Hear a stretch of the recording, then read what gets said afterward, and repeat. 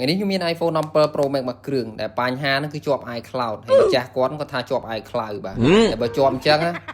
มีครูนาดอกบานเลยปัญหานั่นคือมีแต่โดบอดโดมันเซนหนึ่งทีบ้านในการโดมันเซนนี่ได้ตัวมีโกมันนำอันนี้โดอโกมันนำบ้ามันเซนตูแมนมันตายแมนเท้ากันนะบ้าทลายแมนแต่มองบนบ้าจังบันยัยช้าเนี่ยบ้ายังធ្វើការដកចៅគូចំនួន2គ្រាប់មកដើម្បីធ្វើការកោឲ្យក្រងចេញហើយការកោឲ្យក្រងនេះដែរមុននឹងកោគឺយើងត្រូវការប្រើកម្ដៅ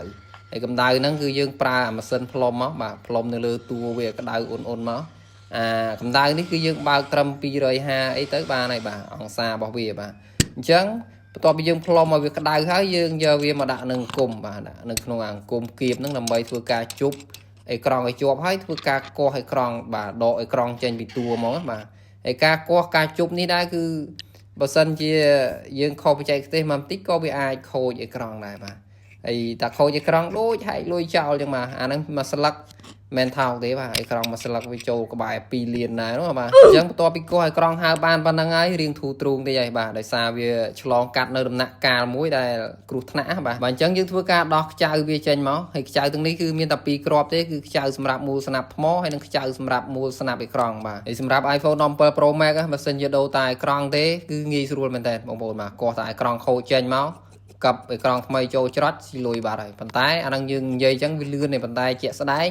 គឺយើងនៅសម្អាតកៅចេញពីតួនោះបាទសម្អាតម្ដងម្ដងនិយាយពីថាហត់ដែរនោះបាទអញ្ចឹងអានឹងគឺយើងធ្វើការមូលខ្ចៅចេញអស់មកសម្រាប់ការដូរម៉ាស៊ីនដូរបតហ្នឹងគឺរៀងពិបាកតិចហើយបាទយើងធ្វើការមូលខ្ចៅដោះថ្មចេញបាទអានេះគឺសន្ទះថ្មបាទមកផ្ទាំងហ្នឹងបាទហ្នឹងគឺថ្មវាបាទអញ្ចឹងអាហ្នឹងគឺយើងយកថ្មវាចេញមួយឃើញថាស្លាស់ល្វឹងបាទអត់សូវមានអីទេនិយាយទៅ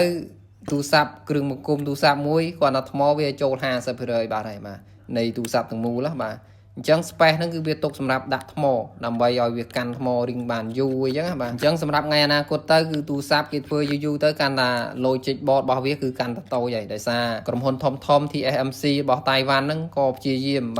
មធ្វើ chip ឲ្យកាន់តែតូចដើម្បីពង្រឹងនៃគុណភាពនៅថ្ងៃអនាគតបាទអញ្ចឹងបងប្អូនមើលឃើញជាក់ស្ដែងសូម្បីតែ hard disk របស់ iPhone ណាក៏គេព្យាយាម design មកឲ្យកាន់តែតូចដែរកាលពីមុនណាសឹងថាប៉ិនខ្ចក់ជើងប៉ុន្តែឥឡូវនេះនៅសល់ប៉ិនខ្ចក់កូនដៃហ្នឹងបាទតូចមែនតើអញ្ចឹងរាល់ក្រុមហ៊ុនដែលគេផលិតប្រភេទពួក chip អង្គចងចាំឯហ្នឹងគឺគេប្រឹងប្រកួតប្រជែងគ្នាដើម្បីផលិតរបស់ហ្នឹងឲ្យកាន់តែតូចហើយមានគុណភាពធំបាទមិនមែនកាន់តែតូចឲ្យកាន់តែអន់ទេណាបាទអញ្ចឹង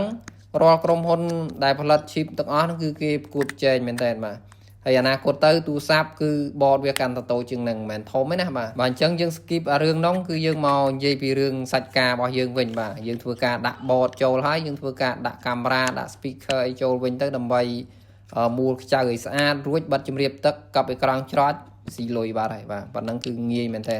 ហើយបើសិនជាធ្វើបាទបែកខ្ទិះដែរនោះបាទមិនងាយស្រួលទេណាបាទអញ្ចឹងអាហ្នឹងការងារមួយដែលមិនសូវស្មុគស្មាញទេត្រឹមតែដូរ board ដូរអេក្រង់ដូរជើងសាកដូរថ្មអាហ្នឹងមិនសូវស្មុគស្មាញទេអ្វីដែលស្មុគស្មាញគឺជាងម៉ាស៊ីនបាទបងប្អូនដែលជាងម៉ាស៊ីនគឺគាត់យល់ហើយបាទយល់អារម្មណ៍ហើយមុននឹងចេញជាជួសជុលម៉ាស៊ីនឲ្យចេញដំណើរការវិញបានណាគឺมันងាយស្រួលទេប្រភេទពួក iPhone ជំនាន់ក្រោយយើងត្រូវការពុះ board ដើម្បីឆែកទៅរកកន្លែងខូចបាទថាវាខូចទៅលើអ៊ីសេណាខូចត្រង់ណាត្រង់ណីគឺគាត់ធ្វើការ